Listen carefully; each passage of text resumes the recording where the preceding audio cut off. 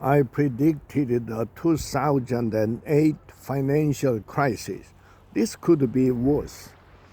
What appeared to be disparate forces adding risk to the global economy are all part of one deeply connected system. At the start of the 2008 financial crisis, I was at a hedge fund. By its end, I was at the U.S. Treasury. At both, I worked with people only a few years out of college.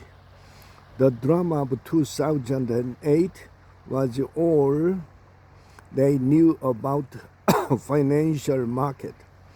Remember what's happening. I told them, you will never see anything like this again. Now, I'm not so sure. Maybe they'll see worse. We have returned to a period of risk, one ripe with the sort of pressures that have led to major financial crises.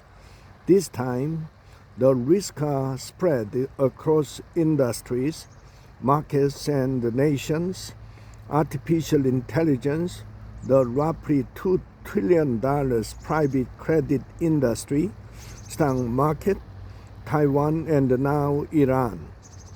These risks are analyzed one by one, news article by news article. We understand them in isolation, yet they are different entry points into the same underlying structure, a complex and tightly coupled system where the specific source of stress matters less than how quickly the stress can spread. Signs of systemic strain are emerging. Let's start with the private credit, which is already showing worrisome signs. Over the past 2 decades, the retreat of traditional banks after the financial crisis has left many companies increasingly reliant on borrowing from institutional investors.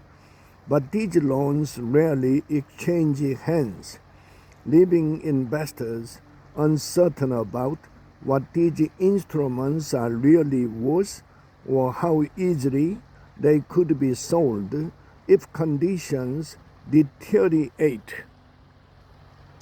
Now, clouding the picture is the fact that many of the borrowers underpinning the lending industry are software and technology companies, the kind of businesses whose services could be replaced by AI.